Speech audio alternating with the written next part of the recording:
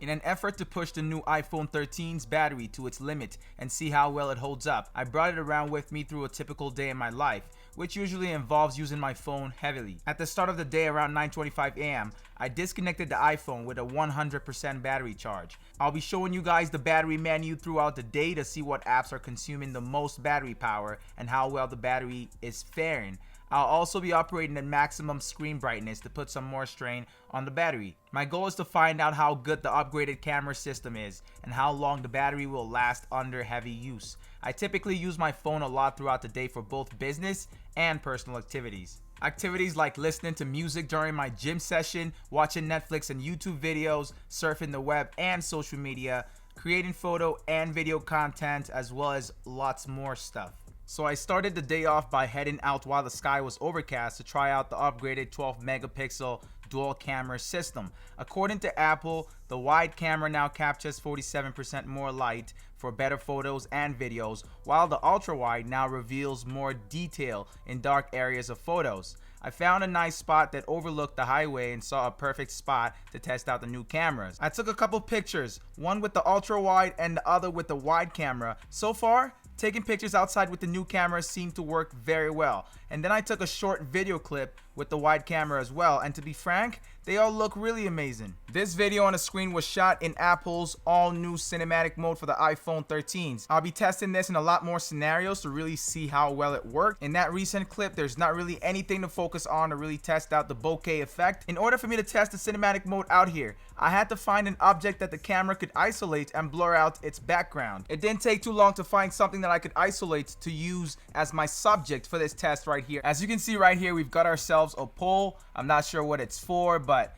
it'll do just fine. We should be able to see the bokeh or the blur effect with this subject right here because its color is very different from its background. The portrait camera is what helps you get that beautiful blur effect that you see in iPhone photos. Natural lighting is my favorite to use, but there's different options for you to choose from. I took a couple photos, and I'm talking one with the ultra wide and one with the wide camera, as you can see on the screen right now. So honestly, the color is amazing with these. The color depth is really deep. I love it. The sky is blue. I'm going to test out the cinematic mode again, and I'm going to move the f-stop from 2.8 to 2.0. That way there's more blur effect that we can see it the best way possible. So I'm going to record that short clip, and then I'm going to back up slowly away from our subject right there so the bokeh effect gets less pronounced, because the further away you are from it, the less bokeh effect you get in the background, and the closer you are to it, the more you get. So that's how it works with the f-stop being at 2.0. So I'll show you guys later what happens if we increase that f-stop. So we're going to go ahead and walk right back and bring that bokeh effect back in nicely. The camera maintains focus of that item at the center right there, but if there's anything in sight,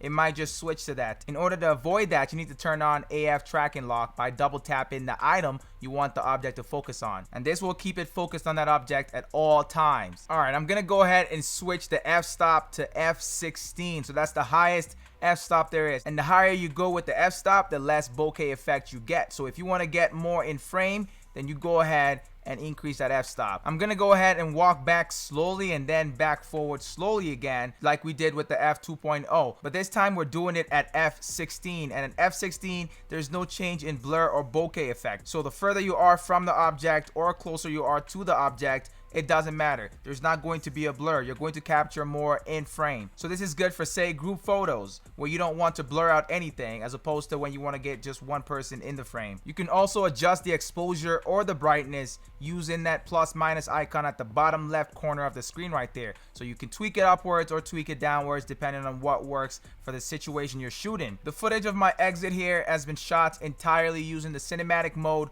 on the iPhone 13's camera. So I'm gonna wait until the sun comes out and then I'll head out again and test out how well the cameras work in a sunny environment. I have a feeling that it's going to do even better, but we'll see in a bit here. I'm gonna use cinematic mode to shoot out here in the sun as well, and I've got AF lock enabled, as you can see on my face, to keep the focus on there, and we're just going to rotate around and keep that focus on me. The blur does look kind of fake if you really look closely or if you're used to shooting with a camera, but to be honest with you, for a phone, I think it's all right. Here's a photo that I took outside as well. You can see this is an ultra wide camera camera, and this version is the wide camera from the same spot. I also tested it out at night, as you can see right here. This is the ultra wide camera, which is supposed to reveal more details in dark scenes, and this is the wide version, which is supposed to let in 47% more light, and you can see that right away. I found that I love the wide camera both during the daytime and nighttime. I also took more photos, as you can see on the screen. So ultra wide was the first one, and then wide again. All of these photos were all taken in portrait mode, which, to be honest, I think is most people's favorite mode anyway. Okay, looking at the battery, high brightness is one of the biggest culprit for battery drain.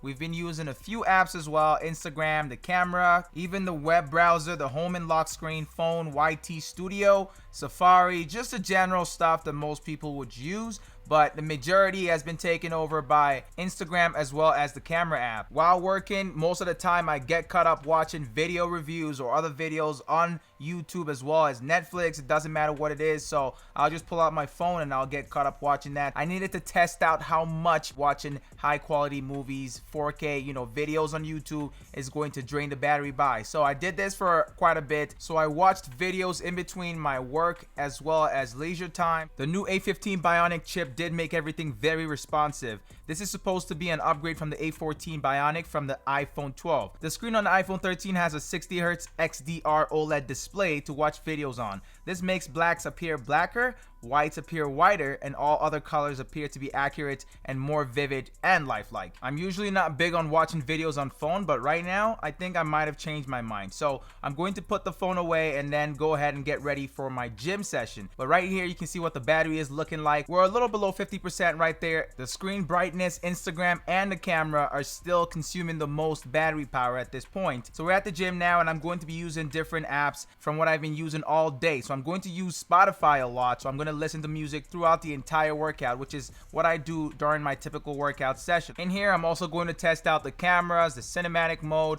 because now we don't have access to natural light. So we're going to be working with gym lighting. Apple has also added some new photographic styles for pictures. So standard, rich contrast right there, which takes off -50 tone and leaves the warmth at 0. Vibrant style, which has a +50 in the tone and 0 in the warmth department. So warm style and cool style. All of these different presets just give your pictures a different look. I decided to try out the cinematic mode by shooting a vertical video of myself curling. So I had myself being shot with the mirrorless camera as well as the iPhone's cinematic mode and camera. I'm gonna let you guys go ahead and be the judge and tell me what you think about both of these different clips. Let me know what your opinion is on the new cinematic mode down in the comment section below. I think it shoots pretty well even in gym lighting conditions. I found that I could only switch the photographic styles in the photo mode, so not the video mode. And as you can see, you can always tweak the tone and the warmth for each of these different presets. So those are just preset numbers. You can change them up and tweak it to your own liking. This could be a whole new way for you to take pictures if you're fond of doing that with your iPhone. After using cinematic mode throughout the day in different lighting conditions,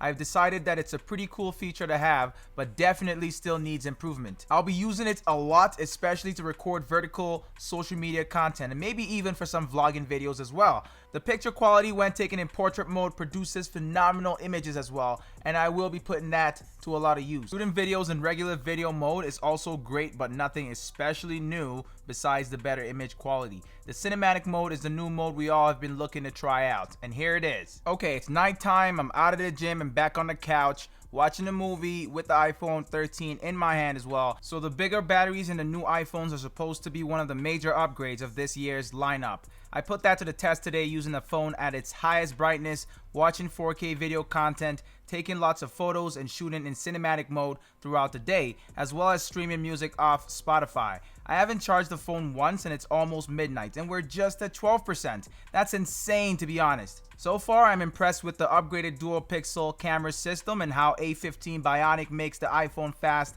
and responsive. This is of course coming from the iPhone XS Max, but this day has made me more excited to find out how well the telephoto camera on the Pro Edition iPhone 13s work. From the screen you can see that I used Instagram, the camera, Safari, as well as Spotify a lot, so that's where most of my battery power drain came from. To sum up the day in my life review, I think the iPhone 13 is a pretty good phone and it checks a lot of boxes for the average phone user and even surpasses that average in my opinion. Personally, I'm not a big fan of small phones, but if you don't mind, then I think the iPhone 13 might just work well for you. But I'm really excited to see the iPhone 13 Pro Max and how that one handles. The battery is supposed to be even bigger, so let's see if that does better. I hope you guys enjoyed this video. If you did, don't forget to hit the like button, subscribe if you're new to the channel, and I will see you guys in the next video. It's Midas, and I'm out, y'all.